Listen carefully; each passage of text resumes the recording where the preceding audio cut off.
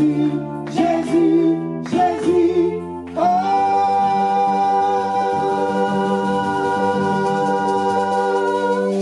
il est le roi. Acclamons plus fort pour la voix de notre Seigneur. Alléluia. Alléluia. Je peux t'appeler un héros cet après-midi. Regarde, il pleut, mais tu t'es dit que je vais y aller. Vous savez, cette action, on le fait souvent dans les lieux de travail.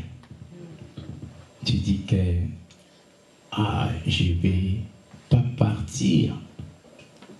Je vais manquer un jour dans mon fiche de paie. Tu calcules si tu fais 7 heures ou si tu fais 8 heures, tu calcules l'argent. 80 €, 100 €. Je vais quand même partir.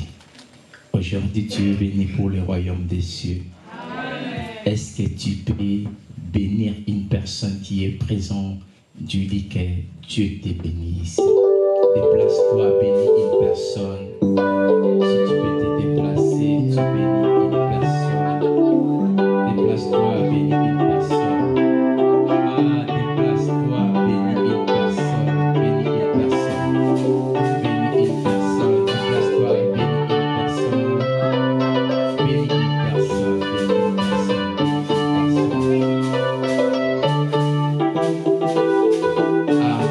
Amen. Prenons place.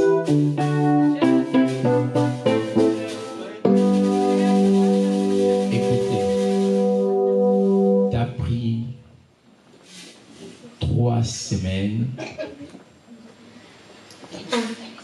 dans les enseignements. Dieu t'a donné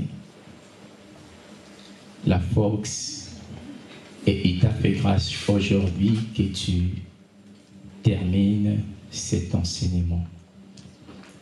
Vous savez, ça fait plaisir à un professeur lorsqu'il donne les enseignements qu'il puisse avoir quand même des bons retours. Il va savoir que non. Les enseignements que j'ai donnés, ça a pris la place. Voilà pourquoi je ne vais pas aller trop vite à clôturer ces programmes. Mais moi, je demande juste 2 personnes. Moi, je demande 2 personnes. Je ne sais pas s'il y aura 3e ou 4e personne. C'est que l'enseignement a fait en toi. Qu'est-ce que le message a changé en toi? Tu étais comment quand tu as entendu ce message? Qu'est-ce qui s'est passé? Vous savez, Dieu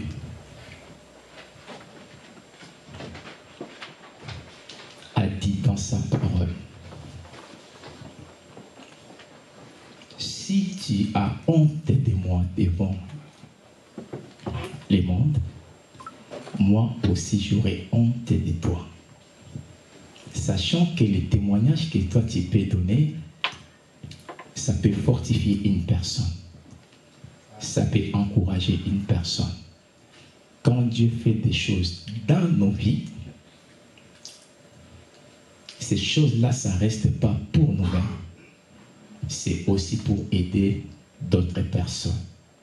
Voilà pourquoi nous sommes une église. Donne-moi un amen. Amen. Est-ce que tu peux acclamer pour la première personne qui va passer pour témoigner Dieu? Est-ce que tu peux acclamer pendant qu'il avance? C'est lui qui va témoigner pour la première fois. Toi, tu acclames, il va avancer. Tu l'encourages. Oh. Voilà, tu l'encourages. Shalom l'église. Bon, c'est vraiment pas un témoignage, c'est plutôt une interpellation, puisque ça fait un moment que je n'arrivais plus à prier la nuit. À prier en tout cas avec ferveur. Chaque fois que je me décidais de prier la nuit, J'avais un sommeil, mais pas possible. Pourtant, je suis une personne qui dort difficilement. Mais quand je me décide à prier, ce jour-là, mais j'ai un sommeil, mais je ne sais pas d'où ça provient. Bon, enfin, j'ai compris aujourd'hui que c'était l'ennemi. Hein. C'était l'ennemi. Alors, j'ai été invitée il y a deux semaines ici. Et je suis donc tombée sur le thème qu'on est en train de partager. Le mystère de la prière de la nuit. Et c'est pour ça, en fait, que vous me voyez venir, puisque je suis tellement appâtée par ce message. Je me suis dit, ça me concerne, en fait. Ça m'est destiné, puisque c'était vraiment le combat que je menais depuis un moment. Et donc, depuis quelque temps, j'ai repris ma vie de prière comme elle... Bon, peut-être pas comme elle devait être, mais je l'ai reprise et je bénis le Seigneur. Mais pour la gloire de Dieu, que Dieu te bénisse, que tu sois béni. Acclame bien. Oh.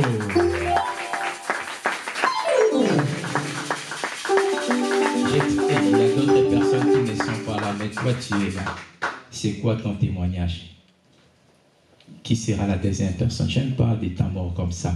Viens, témoigne et je passe faire le message. Albert. Hey, acclame.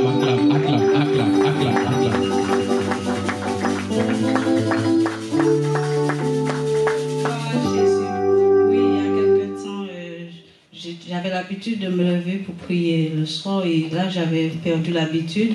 Et depuis que j'ai écouté le message, j'ai demandé à Dieu de m'aider à me lever pour prier et ne pas être fatigué, parce que lorsqu'on se lève, on a froid, on est fatigué, on n'a pas envie de prier. Alors comme je sais que ça m'arrive, alors je demandais à Dieu, s'il te plaît Jésus, réveille-moi dans la nuit pour prier. Donne-moi la force, que j'ai pas froid, que j'ai pas de sommeil, tout ça. Et là, j'ai vu, Jésus a répondu. Il y a quelques jours, je me réveille dans la nuit, je prie et je me sens bien. J'ai envie encore de continuer à prier tous les soirs. Je demande à Dieu, réveille-moi encore Seigneur. Cela me fait du bien. Cela me fait penser à mes enfants, à mes parents, à ma famille, encore parce qu'ils ont des problèmes, et ça m'aide à prier pour eux. Et je dis Seigneur, rends-moi encore la force, donne-moi encore la force encore à prier. Lève-moi tous les jours, même s'il pleut, même s'il fait froid, réveille-moi, parce que cela me fait du bien et je me sens bien quand je prie au nom de Jésus.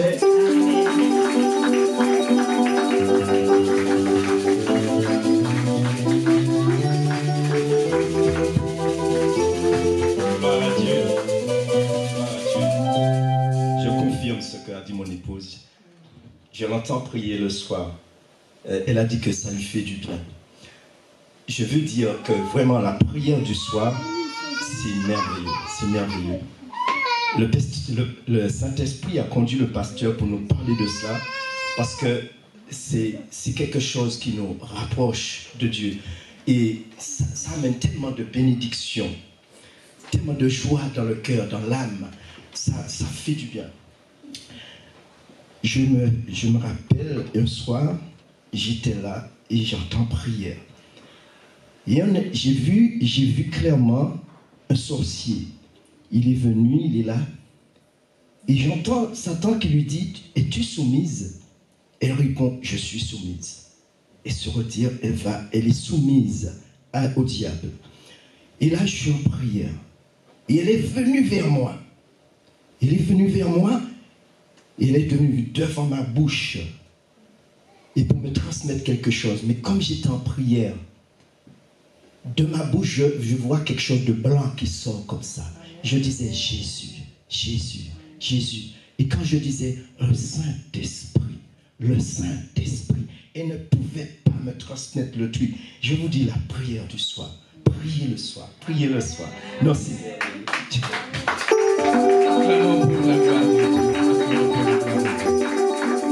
Est-ce que ça reste une personne? Allez-y, maman.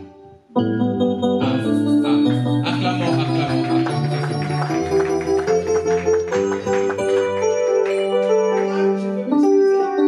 Je ne témoigne pas par rapport à ce que vous avez prêché, mais je témoigne par rapport à un amour que j'ai aimé quelqu'un ici parmi nous.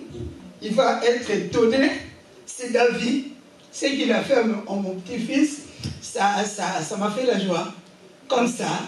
Et ça fait 6 ans que j'ai donné le nom à mon petit-fils, son nom, David, et je lui dis toujours, je lui montre toujours les photos et tout. Et il est aussi content. Et il est parti à Kin. C'est la première fois qu'il va faire. Il y a 2 semaines qu'il nous a manqué.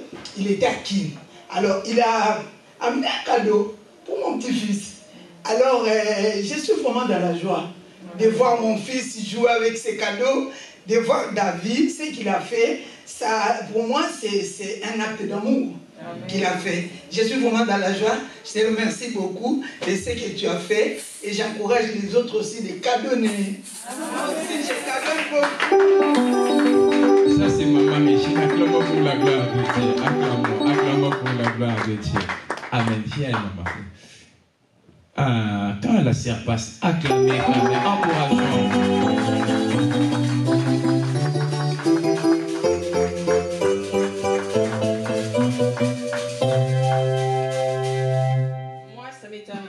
Au début de la semaine, j'ai prié, j'ai dit, mon Dieu, il faut que tu me réveilles. Il faut que tu me réveilles pour prier la nuit, parce que c'est l'enseignement qu'on est en train de suivre. Et comme je suis en arrêt maladie, mon sommeil est chamboulé, parce que je dors quand je vais, je me réveille quand je vais. Donc j'étais debout encore à 3 h du matin. J'ai dit, bon, ben, je vais aller prier puis dormir à 3 h. Et à 3 h, j'ai prié, j'ai dormi. Et en priant, j'ai dit au Seigneur, j'ai dit, réveille-moi à 6 h, je vais prier. Et puis je me suis endormie. Et j'arrive à un moment, je dors, j'avais sommeil. Je vois qu'on me fait comme ça. Et puis j'ouvre les yeux, je regarde l'heure, je vois 5 h 50. Je dis, oh, il n'est pas encore 6 h, je m'endors. Et je m'endors, et puis j'entends encore, on me fait ça. J'ouvre les yeux. Je regarde, il est 6 h. Et je me suis rappelé, j'ai dit, oh, Pasteur Guilain nous avait dit quand c'est comme ça, c'est Dieu qui nous réveille. Je n'ai même pas cherché.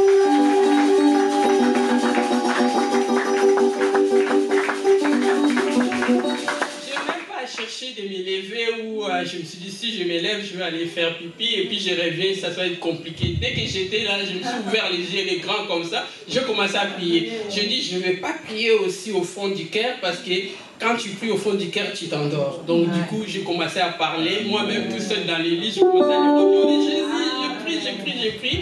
Donc quand on demande à Dieu de prier, vraiment il nous réveille, il nous donne la force.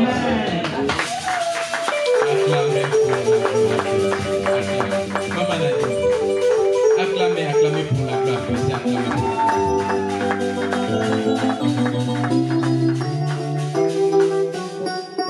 Bonjour peuple de Dieu. Moi aussi je vais témoigner. En fait, moi je suis la maman de Plamedi et Jordi et ma soeur Déborah. Ils ont l'habitude. Bon, en fait, ma soeur, quand elle est venue, c'est elle vraiment qui est venue avec la bénédiction dans ma maison. C'est elle qui a fait en sorte que mes enfants viennent à l'église, et on prie à la maison.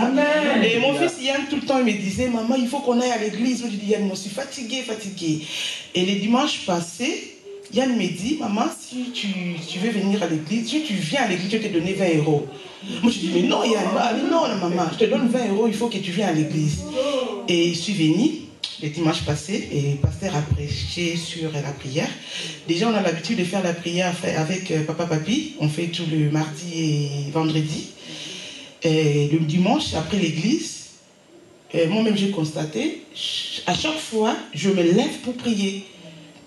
Au milieu de la nuit, même si je ne m'agenouille pas au lit, mais je dors, mais je prie quand même. Je prie et tout.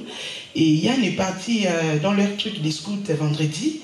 Il me dit, maman, et il faut que tu ailles à l'église le dimanche. Moi, je dis non, Yann, je ne veux pas aller à l'église. Ah non, maman, pourquoi? On m'a dit parce que toi, tu n'es pas là. Ah non, maman, ne fais pas ça. Et ce matin, quand Plamedi s'est levé, maman, ça va? Oui, elle est venue dans ma chambre. Maman, ça va? Oui, ça va. On va aller à l'église. Et moi, je dis bon, ok.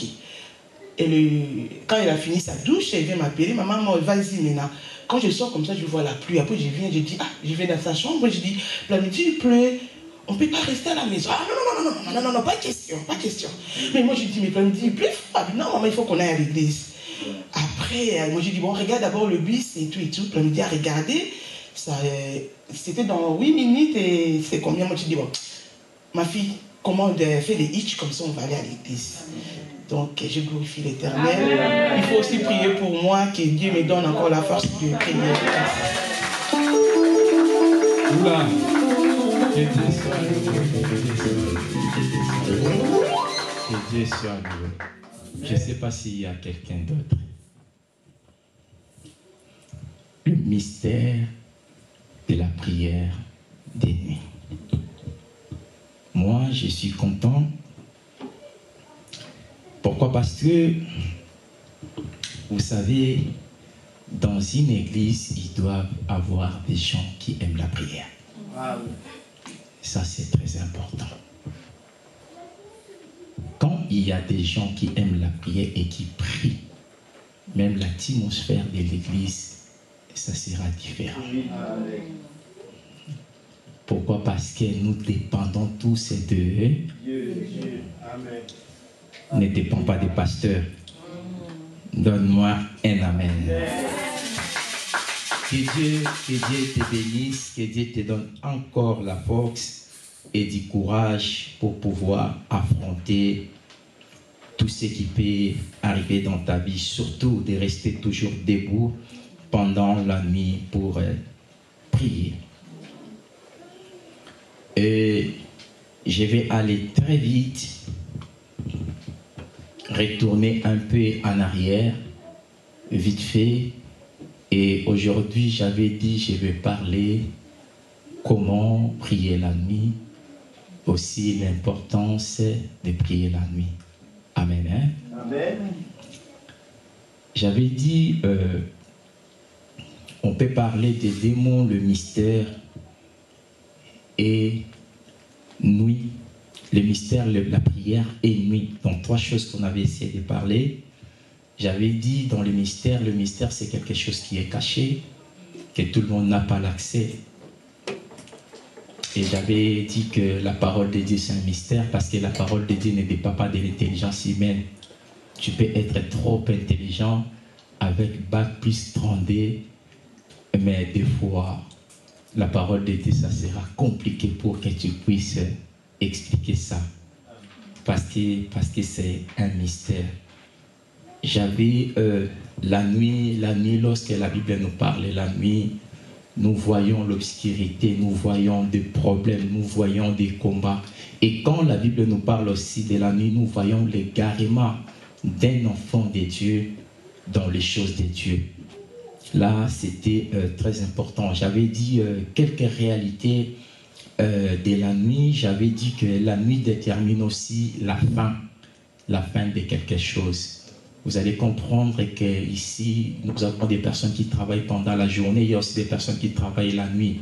Ceux qui travaillent la nuit sont toujours mieux payés. Pourquoi? Parce qu'ils considèrent que la nuit, ce n'est pas pour travailler, c'est pour dormir. Donc, il fait plus de sacrifices par rapport à celui qui est en train de travailler dans la journée. J'avais dit aussi, la nuit, ça fait en sorte que Dieu puisse venir dans ta vie. Lorsque la nuit, les ténèbres entrent dans ta vie, les problèmes, c'est là attire Dieu. Une fois que tu laisses une petite porte ouverte pour Dieu, Dieu viendra pour pouvoir intervenir et changer des choses dans ta vie. Je n'ai pas moyen de vous donner tout le verset parce que j'avais déjà donné. Et j'avais dit, c'est une vraie réalité. La nuit est le début de toutes choses. Si nous sommes aujourd'hui dimanche, pour arriver lundi, on doit traverser la nuit. Pour arriver dans un autre siècle, on traverse toujours la nuit. Si tu as 20 ans, tu dois avoir 21 ans, ça va se passer la nuit. Ça, c'est une réalité. J'avais dit souvent, nous qui sommes ici en Afrique, ça n'existe pas. Les changements d'air, ça n'a jamais arrivé à 12h, à 11h, ça arrive à 3h du matin, 2h du matin, et ainsi de suite. Ça, c'est une réalité. Et j'avais dit que la Bible parle du retour de Jésus. La Bible donne l'exemple des 5 folles et les 5 sages. La Bible dit le pouvoir venir pendant la nuit. La Bible nous parle aussi que le retour de Jésus, ça peut aussi venir ou arriver pendant la nuit. Et une autre chose que j'avais dit sur le point des décisions, les décisions, sur les grandes décisions. Pourquoi les grandes décisions? J'avais dit ceci. Chacun dans nos vies a des décisions qu'il peut considérer grandes. Et parmi ces décisions, j'avais très bien dit, c'est que moi, je peux voir grande décision, peut-être que toi, tu peux voir ça, c'est une petite décision. C'est pour cela que je ne peux pas vous détailler cette décision est grande ou cette décision est petite. Cela dépendra de ta façon de voir des choses. Mais j'avais dit, sur les grandes décisions, il faut savoir que si tu fais une mauvaise décision dans ta vie, cette mauvaise décision-là, tu vas parcourir toute ta vie avec ça. Et tu auras des conséquences, des conséquences. Tu verras comme s'il y a des sorciers. Or, le vrai sorcier, c'est toi-même. Pourquoi? Une fois, tu avais pris une décision qui était trop importante dans ta vie. Et pourtant, cette décision-là, c'était une décision d'écouter la vie. Donne-moi un amen. Je vais donner l'exemple de mariage. Vouloir ou pas, le mariage, c'est une grande décision. Pourquoi? Parce que tu es attaché à quelque chose qui va aller toute ta vie. Et tu verras au jour d'aujourd'hui, au lieu de devenir une femme ou un homme heureux ou heureuse, tu es devenu intercesseur de prier chaque jour pour ton mari ou pour ta femme. Pourquoi? Ce n'était pas une décision que tu avais prise le temps. C'est pour cela, quand tu prends une décision, prends le temps avant de prendre cette décision-là. Donne-moi un amen. J'avais dit encore une autre chose. Là où tu peux entrer pour prier Dieu. Ça, c'est une grande décision. Parce que ça va affecter toi, tes enfants, les enfants de tes enfants. Tu peux ramasser aussi des mauvaises choses. C'est pour cela, moi, ça m'étonne au jour d'aujourd'hui. Tu connais un pasteur où tu es resté avec lui 10 ans, 15 ans, 12 ans, 13 ans. Tu le connais, tu connais son parcours. Pouf, tu te détaches pour aller, je ne sais pas où. Tu vas détruire ton parcours, même ta destinée pour rien. Quand tu veux prendre une décision dans le pied quelque part, prie Dieu. Dieu te conduira pour pouvoir diriger aussi bien dans un bon chemin. Tu me donnes un amen. Amen. Et j'avais dit encore une autre chose sur les problèmes spirituels. C'est qu'on avait partagé le dimanche passé. Les problèmes spirituels, ce sont des choses qui sont trop dangereuses, frère. Vous savez, ça fait quelques années, j'ai prié pour un homme. Vous savez qu'est-ce qui s'est passé dans la vie de cet homme-là? Moi, je me suis marié avec Sœur Déborah. Sœur Déborah, elle va ramener sa petite sœur à la maison.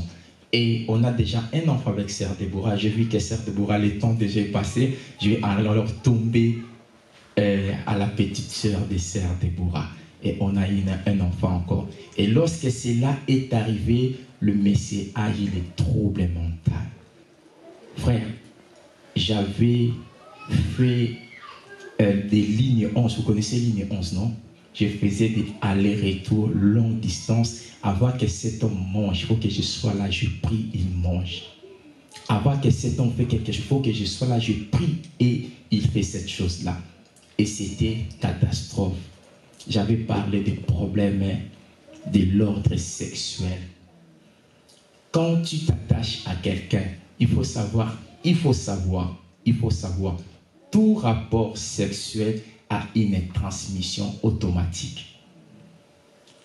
Ce qui est en moi, ça va aller chez toi. Ce qui est en toi, ça va venir chez moi. Voilà pourquoi ces problèmes créent beaucoup de choses dans la vie des enfants de Dieu. Donne-moi un amen. Cela est très important. Je vous avais parlé des problèmes financiers. Beaucoup de personnes ont des problèmes financiers. Ils n'arrivent pas à mettre de l'argent à côté. Tout n'est pas seulement que parce que tu ne prends pas un bon salaire. Il y a des personnes qui prennent des petits salaires, vraiment des petits salaires, mais ils arrivent à faire tout et ils arrivent à faire des projets. Et tu vas penser qu'il a beaucoup d'argent, finalement, il n'a pas beaucoup d'argent. Peut-être toi, tu gagnes mieux que lui. Mais parce que la main de Dieu est sur lui, sa vie fait quoi? Avance. Voilà pourquoi, non seulement les dîmes, c'est vrai, sois fidèle aux dîmes, mais il faut aussi prier pour ton finance. Le finance, c'est quelque chose, écoutez, si tu n'as pas l'argent, tu seras un malheureux. L'argent a une grande place dans notre vie. La Bible ne nous amène pas à avoir l'amour de l'argent, mais la Bible, ce sont des problèmes spirituels. Ce sont des choses qui empêchent une femme ou un homme de se mettre dans le mariage. C'est la même chose avec l'histoire de Marie et de femmes et de nuit. Écoutez, c'est quelque chose qui est trop grave. Vous savez, le mari des nuits ne t'empêche pas seulement d'avoir un bon homme dans ta vie. Tu auras les problèmes d'avoir des enfants. Tu auras les problèmes financiers. Tu auras les problèmes d'épanouissement pour que tu avances. Le mari des nuits ne bloque pas seulement le mariage. Non, le mari des nuits bloque beaucoup de choses dans la vie des enfants de Dieu. Je vous avais donné l'histoire de cette jeune fille qui avait moins de 25 ans. Il m'a dit, pasteur, à chaque fois que je dors, je vois que je couche avec un homme. Et cet homme-là, au lieu que je le repousse, mais cela se passe dans mon consentement. Donc même moi-même, je suis d'accord ce qui est en train de passer. C'est quelque chose qui était dur. Ce n'était pas une jeune fille qui avait 30 ans, elle avait moins de 25 ans. Moins de 25 ans. Et une personne comme ça, tu es un jeune garçon, tu es un homme, tu racontes avec lui, tu partages ça et tu ne vas pas savoir tout ce qui arrive dans ma vie, ça vient d'où? Donne-moi un amen. J'avais parlé encore des problèmes spirituels sur le masque de vieillesse. Écoutez, il y a certaines familles où il y a certaines femmes trop belles, vraiment trop belles, mais personne ne l'appelle. Personne ne l'appelle. J'avais dit ceci, tu es une fille, tu es une femme, surtout tu es célibataire. Il y a personne te contacte et tout. Il faut quand même prier pour ça. Et il ne faut pas prendre ça à la légère. Il faut chercher Dieu. Il faut chercher Dieu. Tu pries pour ça. Cela te permettra de pouvoir enlever certaines choses et vraiment avancer dans ta vie. Et j'avais dit encore des problèmes des mensonges, les problèmes des fausses accusations, des faux témoignages. Ça, ce sont des choses que le diable utilise beaucoup pour briser un couple, pour briser l'église, pour briser la famille. Ne dis pas qu'elle est comme ça. Une personne, quand il a la sémence des mensonges, des faux témoignages, des accusations, de fausses accusations, c'est une personne qui est possédée. Et c'est une personne qui a un problème spirituel. Et cette personne mérite une délivrance. Tu peux voir un couple, ils sont tranquilles. Toi, tu viens, tu jettes un petit mensonge. Et toi, tu peux jeter juste des paroles. Tes deux paroles-là peuvent engendrer beaucoup de choses. Ça entre dans la famille, ça sort, ça commence à avoir des réunions dans la famille, des réunions par-ci, par-là, juste parce qu'il y avait un petit mensonge qui était entré. La sémence. Écoutez, lorsqu'on jette une sémence, ça ne reste pas. La sémence grandit. Et donne-moi un amen. Voilà pourquoi j'avais dit c'est important de prier la nuit, c'est important de prier la nuit, c'est très important. Toi qui Dieu t'a donné la force de prier la nuit, tu diras merci à ces dieux-là. Parce que Dieu est merveilleux. Voilà pourquoi j'avais dit, quand tu vois des choses comme ça, le mensonge, ça commence à vous détruire. Vraiment, ne restez pas tranquille. Prends des dispositions et prie Dieu. J'avais dit quelque chose qui est très important. Ne vois pas tout normal. Surtout, il ne faut pas voir aussi diable partout. Quand quelque chose arrive, examine la chose. D'où vient cette chose? Et lorsque tu auras une réponse, entre dans la prière, brise la chose. Tu verras, les choses vont avancer et les choses vont aller très bien. Vous savez, à cause des problèmes spirituels, beaucoup de familles sont séparées. Des fois, tu n'étais pas appelé de séparer avec quelqu'un que tu es avec lui bien, mais vous êtes séparés. Vous savez pourquoi? Parce que quelque part, il y avait un problème spirituel. Et si ce problème spirituel est arrivé à te détruire, parce que tu avais pris ces problèmes-là à la légère. Tu dis que ça va passer. Il y a des choses où on reste silencieux, il y a des choses où on doit parler. Tu parles la journée, tu parles la nuit, tu parles la journée, tu parles la journée, jusqu'à ce que tu verras le changement. Amen. Surtout quand tu es conscient. Quand tu es conscient que la chose t'appartient. Vous savez, même la Bible dit, toute personne qui veut marcher avec Dieu, ces personnes-là vont être combattues. Tu veux faire la volonté de Dieu, tu seras combattu. Tu veux diriger l'église comme Dieu le veut, tu seras combattu. Tu veux être bien dans ton foyer, dans ton couple, comme toi tu es récent, tu seras combattu. Ne pense pas que le diable va rester bien dans son coin et il te laisse bien aussi avancer. Cela ne se fera pas comme ça. Est-ce que tu peux me donner un amen? Amen. Écoutez, comment prier la nuit? Avant que je donne quelques astuces pour pouvoir nous aider à prier la nuit, mais je voulais parler une chose qui est très importante. Parce que les choses que je vais dire, ça sera par rapport à l'expérience et certains, ça sera par rapport à Jésus lui-même. J'ai dit ceci. Nous devons savoir, la vie chrétienne, c'est un combat. La vie chrétienne, c'est un combat. Du moment où tu viens dans la vie chrétienne, l'apôtre Paul a dit ceci. J'ai combattu les bons combats et j'ai gardé ma foi. Vous savez pourquoi? Parce que quand on est appelé comme chrétien, il y a des choses que le diable va commencer à mettre sur notre chemin juste pour nous détruire. Pourquoi? Parce que nous avons un destiné que Dieu a préparé pour nous afin que nous puissions marcher dans la paix, dans la santé et dans la prospérité. Lorsque le diable voit toutes ces choses-là, il sera là pour faire quoi? Hein? Nous combattre.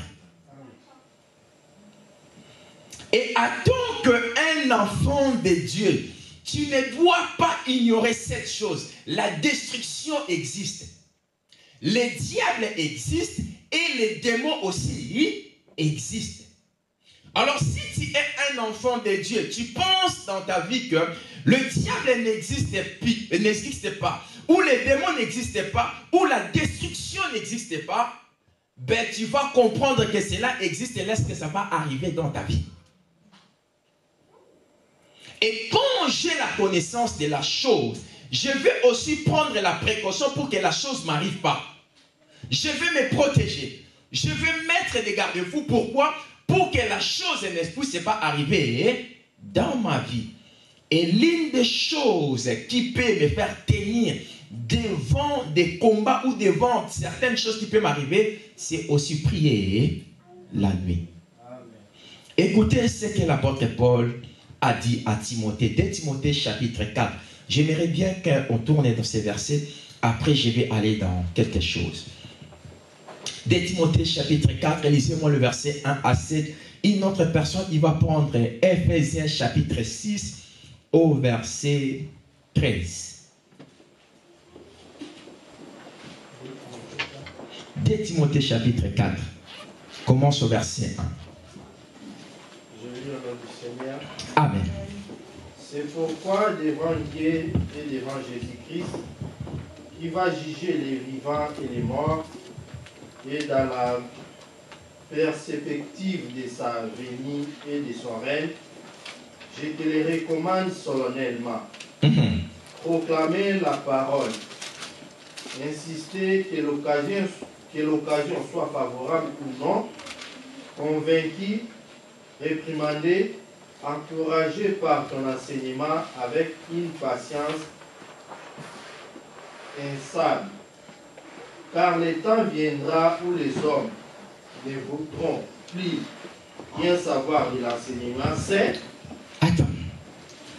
Car le temps viendront où les gens, où les hommes ne supporteront plus les enseignements sains. Cela veut dire, tu peux t'arrêter là. À la maison, tu lis jusqu'à 7. Cela veut dire, il y aura un temps, et je peux te dire que ce temps-là, nous en sommes déjà. Les temps où les gens sont en train de se lever contre de bonnes choses. Nous sommes dans un temps où la personne te regarde, il regarde juste ton visage, il commence à te combattre sans raison. Nous sommes dans un temps où une personne, il ne connaît même pas ton débit, ou là où tu cherches tes choses, mais il commence à faire des projets pour pouvoir te détruire. Et l'apôtre Paul est en train de tirer les oreilles de Timothée. Vous verrez qu'il était presque à finir sa mission. Il était vers la fin. Et il est en train de donner ses conseils. Il a dit, ça arrivera un moment. Et ce moment-là, frères et sœurs, vous savez ce qui se passe en Israël en ce moment, ça doit interpeller les chrétiens. Parce que l'Israël est horloge du monde. L'une des signes des temps de la fin, c'est aussi les choses qui peuvent se passer en Israël. Et tu dois savoir que le temps que nous sommes, ce n'est pas un temps simple, mais c'est un temps où beaucoup de combats peuvent se relever dans ta vie. Et l'une des choses qui peut te pousser, frères et sœurs, de ne pas rester paresseux ou à dormir tout le temps la nuit, c'est toutes ces choses que tu es en train de voir. Frère, écoutez, toi tu te réveilles tranquillement, mais il y a des gens pour qui se lèvent dans son lit. C'est tout un combat. Frère, c'est tout un combat. Il y a des gens, elle pleure ou il pleurait tous les jours dans sa vie. Pour une situation quelconque. Frère, c'est tout un combat. Vous savez, être heureux ou heureuse dans la vie, c'est un combat. Il y a certains malheurs, oui, on peut les chercher, mais il y a certains malheurs, nous ne sommes pas chercher. Tu n'as pas cherché ça. Tu n'es pas allé les chercher, mais parce que le diable ne veut pas ton bien. Et toi-même aussi, tu n'es pas quelqu'un qui veille, qui reste dans la présence de Dieu. Le diable a trouvé la porte tellement grande ouverte, il est entré et s'est installé. Voilà pourquoi la prière de nuit, frère. La prière de nuit, la prière de nuit, la prière de nuit est très important pour un enfant de Dieu. Je ne te décourage pas à prier la journée. Prier la journée, c'est aussi important. Mais la nuit, c'est un mystère. Amen. Frère, la nuit, c'est un mystère. Tu dois avoir du courage à le faire tout le temps. Et nous devons savoir une chose. Prier la nuit, ce n'est pas si facile comme tu peux le penser. Prier la nuit, je peux te dire clairement, c'est trop difficile. Parce que c'est plus qu'un sacrifice. Prier la nuit, ce n'est pas un temps normal. Tu es en dehors du temps. Et c'est en dehors du temps-là, tu as besoin d'être là pour que certaines choses mauvaises ne soient pas établies dans ta vie. Pendant que tu pries la nuit, tu es en train de bloquer certains projets que le diable est en train de faire pour que cela ne se réalise pas dans ta vie. Hey. Écoutez, quelques points à savoir pour prier la nuit. 1. impératif. Qui doit être rempli du Saint-Esprit. Frère, ça, je ne pouvais pas mettre ça en deuxième position, ni en troisième position. La seule personne, j'ai aimé le témoignage de Maman Philo. C'est comme ça que j'ai eu Rehoboth. J'ai prié, je m'adore. Je vois quelqu'un à côté de moi, il m'appelle. Réveille-toi, mets-toi à genoux, prie. Ce que je vais faire dans ta vie, je vais le faire. Personne. Je me lève, je me mets à genoux. Je commence à prier. Et vous savez, lorsqu'on a fait les calculs de la grossesse, ça a commencé dans le même jour-là. Il y a beaucoup de personnes qui ont prié pour nous. Lorsque tu es rempli du Saint-Esprit, cela sera plus facile pour toi de t'élever et de faire quoi? De prier. Matthieu chapitre 26. Lisez-moi à partir du verset 36.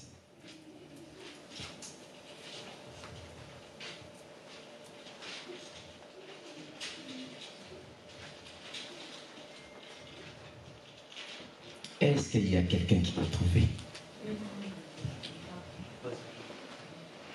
Matthieu 26, à partir du verset 36, je lis au nom de Jésus. Amen. Là-dessus, Jésus alla avec eux dans un lieu appelé Gethsémani et il dit aux disciples, « Asseyez-vous ici pendant que je m'éloignerai pour prier. » Il prit avec lui Pierre et les deux fils de Zébédée et il commença à éprouver de la tristesse et des angoisses. Il leur dit alors, « Mon âme est triste jusqu'à la mort. Restez ici et veillez avec moi. » Restez ici et veillez avec moi. Continue. Puis, ayant fait quelques pas en avant, il se jeta sur sa face et pria ainsi. « Mon Père, s'il est possible que cette coupe s'éloigne de moi. Toutefois, non pas ce que je veux, mais ce que tu veux. » Et il vint vers les disciples qu'il trouva endormis. Et il dit à Pierre, « Vous n'avez donc pu veiller 1 heure avec moi. Veillez et priez afin que vous ne tombiez dans la tentation. L'esprit est bien disposé, mais la chair est faible. » Merci, maman. Jésus a pris les disciples. Et suivez-moi. La Bible dit, il arriva à une place, il va laisser les disciples. Après, il va prendre combien de personnes? 3 personnes.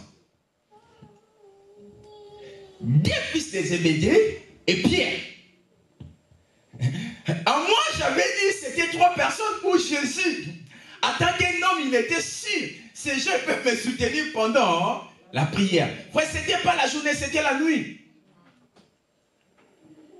Je ne sais pas ces jours-là s'ils ont déjà prêché, Jésus a prêché, ils ont donné des pains aux gens, ils étaient tout fatigués. Jésus a dit, parmi ces disciples, je sais que ces 3-là, ils ont plus d'endurance, ils doivent venir avec moi. Amen. Jésus a fait encore des pas, il a dit, oh, restez encore ici. Mais vous, écoutez, les autres qui étaient restés là-bas, Jésus n'avait rien dit, il avait juste restez, asseyez-vous. Mais les 3 qui ont accompagné quelque part, il leur a dit ceci. Restez ici et faites quoi? Veillez.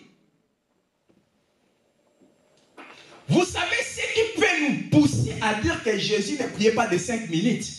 Parce que lorsque Jésus est parti, dans son retour, il a demandé aux disciples ceci. Vous n'avez pas pu veiller 1 heure. Donc pendant qu'il était parti, il est revenu, il avait fait combien? Et vous allez remarquer, Jésus n'a pas dit fois, il dit ça 1 fois. Il est à encourager. Réveillez-vous, priez.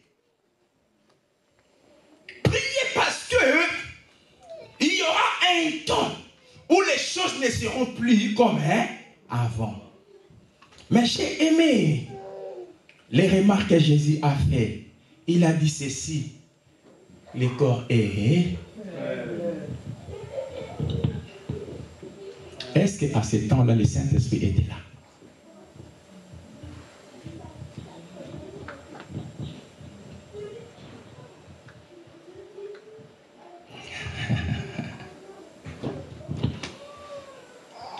Le Saint-Esprit est là. Le Saint-Esprit est là. L'amour a disparu. Dieu donne paix et sur le monde entier, les grands jours s'élevaient, le Saint-Esprit est là. Frère, à cette époque, Actes des Apôtres chapitre 2 n'était pas encore arrivé. Jésus marchait avec ses disciples dans sa dispensation. Jésus était en personne et le Saint-Esprit n'était pas dans la vie des disciples.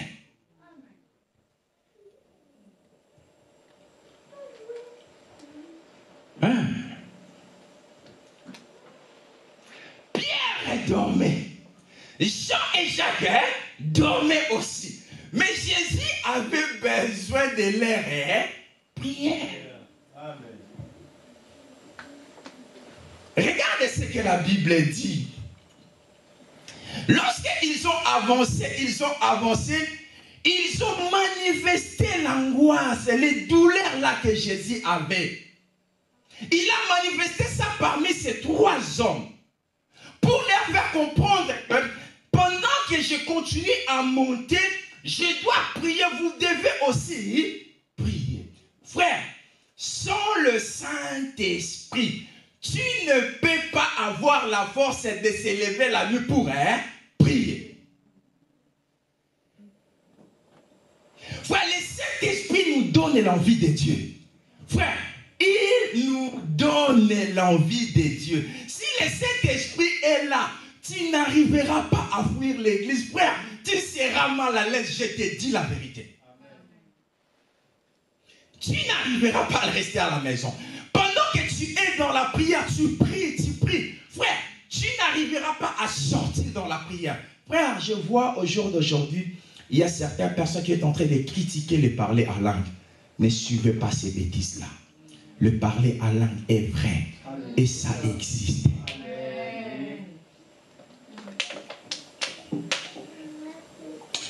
Vous savez, la Bible nous dit dans les livres de 1 Corinthiens chapitre 14, on nous parle des langues des anges. Vous savez, il y a une très grande différence. Je ne vais pas t'encourager. Écoutez, il y a certaines personnes qui imitent les parler à langue. Je ne parle pas de ça. Frère, écoutez. La première fois que je priais Dieu, je restais dans la chambre et je priais, frère. Le Saint-Esprit m'a visité. J'ai commencé à parler. Je ne sais pas combien de temps j'avais fait. On avait l'habitude du système de Kinshasa, on mangeait le soir. Ils ont préparé. Ils ont mangé. Ils ont lavé des assiettes. Ils sont allés endormir. Moi, je faisais qu'à prier. Et si tu veux tenir longtemps dans la présence de Dieu la nuit, tu dois avoir le Saint. Tu dois aimer le Saint-Esprit. Le Saint-Esprit doit être ton ami. Frère, ça m'étonne. Tu arrives, tu sais que tu travailles à 5 h du matin. Tu verras, même si tu ne mets pas les réveils, à 4h30 déjà tu te réveilles. C'est-à-dire que ton esprit est connecté avec les houlots où tu fais. C'est grave ça. Mais quand il s'agit de la prière, tu passes.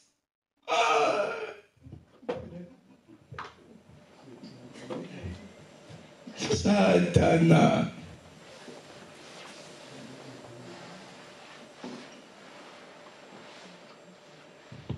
Jésus a dit à Pierre, écoutez, l'esprit est disponible, mais le corps est faible. Même si tu prends la décision, tu dis qu'aujourd'hui, vraiment, tu mets aussi les réveils fait.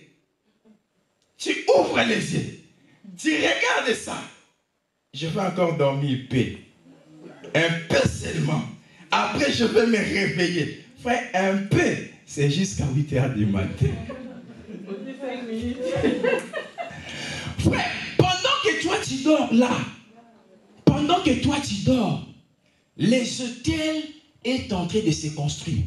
Premier étage, deuxième étage, troisième étage. Frère, vous savez, le sommeil a un saveur, un goût comme le péché. Frère, quand tu dors, des moments comme ça, il pleut. Frère, il pleut. Frère, dans la boîte. Il y a des moments, 5h du matin, tu pars d'avant, je pars pas d'avant. Frère, tu dois aimer de prier la nuit plus que le travail que tu es en train de faire. Tu peux avoir des faveurs.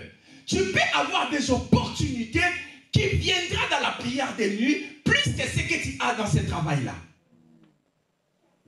Voilà pourquoi apôtre Paul nous dit, tu dois traiter durement ton corps. Amen.